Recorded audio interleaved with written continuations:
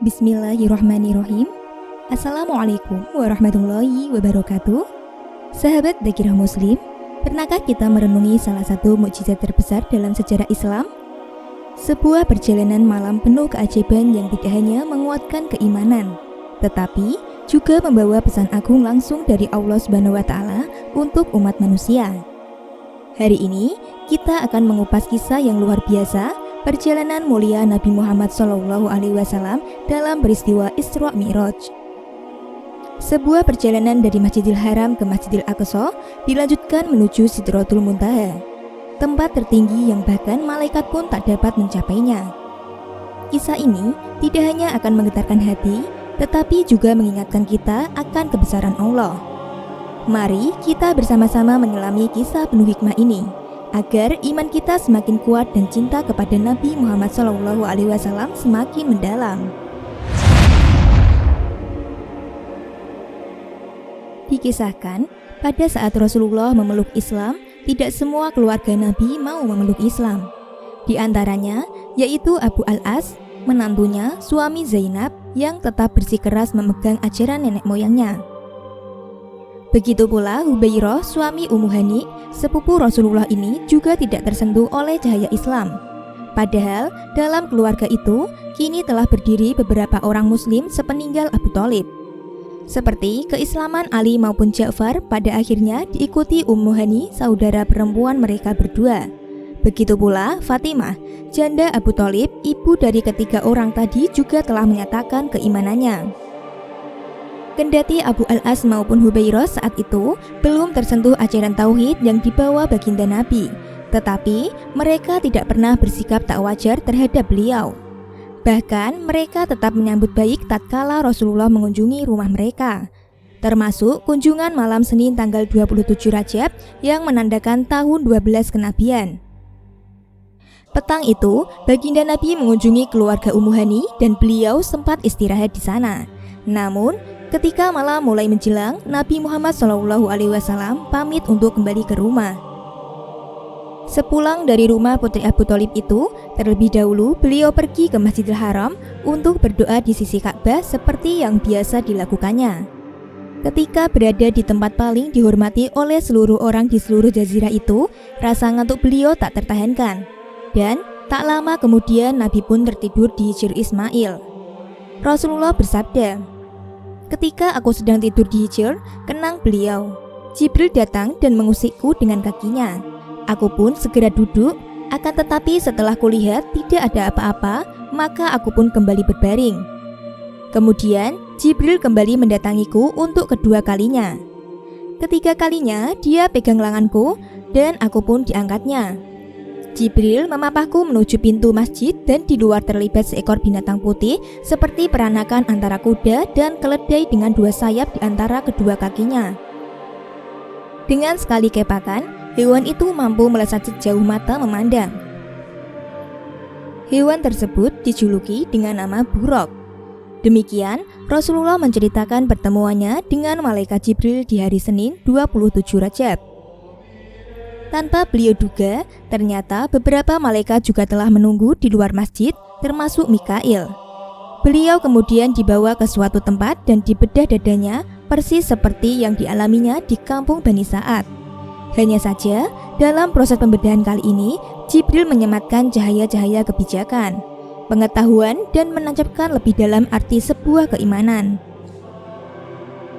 Inilah persiapan yang dilakukan oleh para malaikat sebelum mereka menaikkan Nabi pada Buraq untuk melakukan perjalanan Isra Mi'raj pada malam itu. Setelah semua persiapan dianggap cukup, Rasulullah diperintahkan untuk menaiki Buraq. Namun, hewan itu sedikit liar hingga membuat beliau merasa kurang nyaman untuk mendekatinya. Jibril tanggap dengan suasana ini. Jibril lalu menjinakkan hewan putih itu dengan mengatakan bahwa orang yang hendak menaikimu adalah makhluk termulia di sisi Allah Subhanahu wa Ta'ala. Maka seketika itu pula hewan itu menampakkan sifat penurutnya yang begitu anggun dan luas. Malam itu, dengan didampingi Jibril di sisi kanan dan Mikail di sebelah kiri, Nabi Muhammad melesat ke utara menaiki Buraq dengan penuh bahagia. Pertama-tama, mereka singgah di suatu tempat yang begitu subur dengan kebun kurmanya. Nabi diperintahkan untuk sholat di sana. Kemudian Jibril berkata, itulah Bayyibah, Madinah, dan disitulah engkau akan dihijrahkan. Perjalanan kembali dilanjutkan dan beberapa tempat kembali beliau singgahi, di antaranya Madain, Bukit Tirsina, tempat di mana Allah berfirman kepada Musa. Kemudian Bethlehem, Palestina, tempat lahirnya Nabi Isa. Dengan perjalanan malam yang menyenangkan ini, Jibril mengajak Rasulullah sejenak meninggalkan keadaan di Mekah yang jauh dari kendalinya. Menyingkap perjuangan para nabi pendahulunya dengan mengunjungi tempat-tempat bersejarah mereka, menjauhi sikap berlebihan dan kekejaman jahili orang-orang Mekah. Penduduk yang telah merusak diri sendiri dengan sikap tinggi hati mereka. Di sela-sela perjalanan ini, Nabi Muhammad juga diperlihatkan dunia lain. Dengan jelas beliau melihat kehidupan alam barzah, alam kehidupan setelah kematian, serta sebelum hari kebangkitan. Di sana, Nabi Muhammad melihat sekelompok orang yang tengah sibuk bercocok tanam layaknya petani. Hanya saja, begitu selesai ditanam pohon-pohon itu langsung berbuah.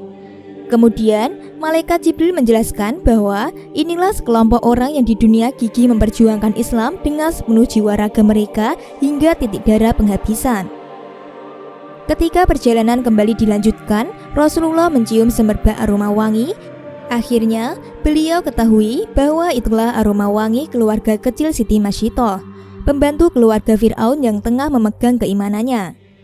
Selain semua pemandangan indah itu, baginda Nabi juga melihat pemandangan yang memiriskan hati. Sekelompok orang nampak sedang memakan perpohonan penuh duri, serta batang-batang pohon itu ditelan, maka tenggorokan mereka bagai dikerat dengan pisau tumpul yang tompel di sana-sini. Hal itu bisa terjadi karena inilah balasan bagi mereka yang tidak pernah mau menyedekahkan harta kekayaannya.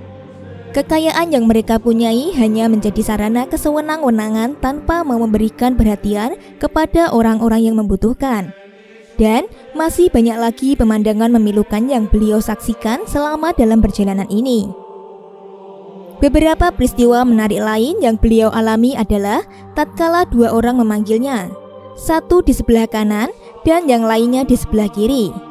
Atas anjuran Jibril, Nabi tidak menghiraukan mereka berdua ketika Jibril dimintai keterangan perihal dua orang itu. Ia mengatakan bahwa yang berada di sebelah kanannya adalah simbol dari ajaran Yahudi, sementara yang satunya adalah lambang ajaran Nasrani. Menurut keterangan malaikat penyampai wahyu itu, seandainya baginda Nabi berkenan menengok mereka, niscaya pengikut setiap beliau akan berpaling memeluk agama Yahudi maupun Nasrani.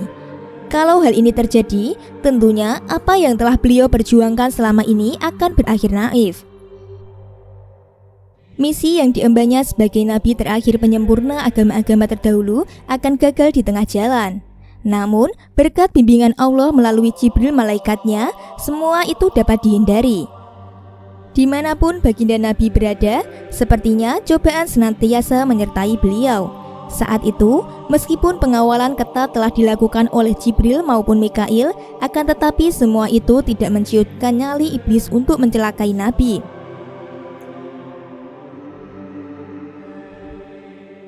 Ketika mereka tengah asik melesat ke utara, iblis mengejar dengan membawa bola api di tangannya. Tatkala Rasulullah menoleh, beliau melihat iblis yang terlihat begitu terburu-buru itu. Sesaat kemudian, Jibril mengajarkan sebuah doa pada Nabi. Begitu doa itu dilantunkan dari bibir mulia Nabi Muhammad SAW, iblis yang mengejar mereka langsung terpelanting terhempas menjauh. Akhirnya, perjalanan itu pun dapat dilanjutkan dengan nyaman hingga mendarat di Baitul Maqdis, Yerusalem, Palestina. Buruk yang telah memberi tumpangan itu pun beliau tambatkan di depan masjid, tempat biasa para nabi terdahulu menambatkan kendaraan mereka. Di dalam masjid terlihat jamaah dalam jumlah besar telah menanti kehadirannya. Dan panggilan untuk melaksanakan sholat segera dikumandangkan. Rasulullah diminta melangkah maju, berdiri mengimami mereka yang berjajar rapi di belakangnya. Semua yang berdiri berderet-deret di dalam masjid itu pun larut dalam khidmat sholat yang diimami Nabi Muhammad SAW. Setelah sholat 2 rakaat itu selesai, hadirin mengucapkan salam pada beliau. Jibril segera mendekati baginda Nabi dan berbisik, "Wahai Muhammad, tahukah engkau siapa mereka yang berjajar rapi melaksanakan sholat di belakangmu itu tadi?" "Tidak," jawab Nabi singkat. "Mereka adalah seluruh nabi terdahulu yang telah diutus Allah Subhanahu wa Ta'ala." Mendengar hal itu, Rasulullah tak kuasa menahan rasa syukur beliau atas kehormatan yang diberikan Allah kepadanya. Ini adalah suatu anugerah yang tiada terkira. Sebuah kenikmatan yang tak pernah beliau bayangkan sebelumnya. Semua ini terasa sangat berarti dan kata-kata manusia terasa sempit untuk mengungkapkannya. Dengan penuh haru, beliau berkata, "Segala puji bagi Allah yang telah mengutusku sebagai rahmat bagi seluruh alam, pembawa berita gembira dan penyampai berita ancaman bagi seluruh umat manusia. Kalian telah memujiku dan aku pun tiada henti memuji Tuhanku." Kemudian, seseorang berkata lantang memperkenalkan siapa gerangan yang telah mengimami mereka. "Dia adalah sebuah anugerah bagi kalian semua. Dialah Muhammad, sang Nabi penanggung orang-orang yang haus." Belakangan diketahui bahwa lelaki yang berbicara itu adalah Nabi Ibrahim alaihissalam. Setelah itu, Jibril mendekat dengan membawa 3 gelas dengan berisi air, susu, dan minuman keras. Kemudian, malaikat Jibril menyuguhkannya pada Nabi Muhammad agar beliau memilih mana yang disukainya. Aku mendengar seorang berkata, kenang beliau ketika menceritakan peristiwa itu kembali, jika Muhammad meminum air itu, niscaya umatnya akan tenggelam. Dan jika arak yang dipilih Nabi Muhammad, maka beliau dan umatnya akan sesat semua. Serta seandainya beliau memilih susu, maka niscaya beliau dan seluruh umatnya akan mendapatkan petunjuk. Kemudian Nabi Muhammad berkata, "Aku mengambil gelas yang berisi susu dan meminumnya." Dan Jibril pun berkata, "Engkau dan umatmu akan mendapat petunjuk." Dengan begitu, terbongkarlah teka-teki 3 gelas Jibril itu. Pertemuan dengan para nabi itu pun berakhir dengan keberangkatan Rasulullah bersama malaikat Jibril. Kini, sebuah tangga telah terpasang, menjulang ke atas menembusi angkasa menuju ke langit 7. Malam itu, dengan ditemani Jibril, beliau mulai mendaki ke atas dengan mengendarai buruk. Pada setiap langit, Rasulullah kembali bertemu dengan para nabi. Nabi Adam menduduki tingkatan langit pertama. Bapak dari seluruh manusia itu menyambut dengan lembut dan mengakui kenabian yang disematkan Allah pada putra Abdullah itu. Ketika Rasulullah mengamati sekeliling Nabi Adam, beliau melihat dengan jelas bahwa di sebelah kanan Nabi tertua itu nampak ruh-ruh keturunannya yang selamat. Sementara sebelah kirinya memperlihatkan ruh keturunannya yang mendapat siksa. Langit kedua dihuni oleh Nabi Yahya dan Zakaria. Selanjutnya, secara berurutan, Nabi Yusuf berada di langit ketiga dan Nabi Idris di langit keempat. Langit kelima ada Nabi Harun, Nabi Musa berada di langit keenam, dan Nabi Ibrahim menempati puncak langit ketujuh, gerbang menuju wilayah kekuasaan tertinggi Allah. Tidak ada satupun dari para nabi pendahulu yang menampik kerasulan beliau. Mereka menyambut Nabi Muhammad dengan penuh semangat kerukunan dan kekeluargaan yang hangat. Nabi-nabi itu tidak pernah saling fitnah ataupun berebut mendapatkan pengikut. Bahkan mereka saling mendukung dan saling berbagi ilmu dalam mengemban tugas ketuhanannya. Ikatan ini semakin kokoh tatkala dengan tegas Allah kemudian menetapkan dasar-dasar tentang keimanan yang berbunyi, pengikut Nabi Muhammad SAW tidak akan dianggap sempurna keimanannya tanpa mengakui nabi-nabi terdahulu itu. Nabi kembali mendaki ke atas menuju ke Sidratul Muntaha. Di sana beliau terus berjalan hingga akhirnya istirahat di Telaga Kausar. Setelah singgah sejenak, Nabi kembali berjalan. Kali ini beliau menyusuri pinggiran Telaga Kausar yang ternyata memasuki surga. Inilah tempat yang dijanjikan Tuhan bagi mereka yang taat menjalankan kewajiban-kewajibannya dan segala larangannya dengan penuh keimanan. Keindahan dan kenikmatan menjauhi di dalamnya sungguh tiada tara. Tiada pikiran mampu membayangkan dan tiada hati mampu mendetakkan resapan kenikmatannya. Perjalanan terus dilanjutkan dan neraka yang selama ini dijanjikan Allah sebagai tempat mereka yang membangkang juga ditampakkan pada Rasulullah SAW. Siksaannya nampak lebih nyata daripada yang beliau lihat di alam barzah ketika terbang dari Mekah menuju Yerusalem tadi. Nabi Muhammad melihat betapa para penggunjing terlihat begitu lahap menyantap daging bangkai yang menjijikkan. Malaikat Malik nampak berdiri di gerbang neraka dengan wajah lebih seram dari orang yang telah lupa sama sekali cara tersenyum. Sesaat kemudian pintu neraka pun ditutup. Al-Mustawa menjadi tempat terakhir perjalanan baginda Nabi. Ketika menaiki tingkatan ini, Jibril tidak lagi mengiringinya. Beliau harus berjalan sendiri menuju puncak kemuliaan, batas akhir pengetahuan setiap makhluk yang diciptakan Tuhan. Di sini, Nabi Muhammad SAW menerima perintah untuk mengerjakan sholat sebanyak 50 kali. Setelah itu, beliau turun. Namun, ketika sampai di langit ke-6, sekali lagi beliau bertemu dan berbincang-bincang dengan Nabi Musa alaihissalam. Allah memerintahkan apa kepadamu? Tanya Nabi Musa. Sholat 50 kali, jawabnya. Sesungguhnya umatmu tidak akan sanggup untuk melaksanakannya. Kembalilah dan mohonlah keringanan atas nama umatmu.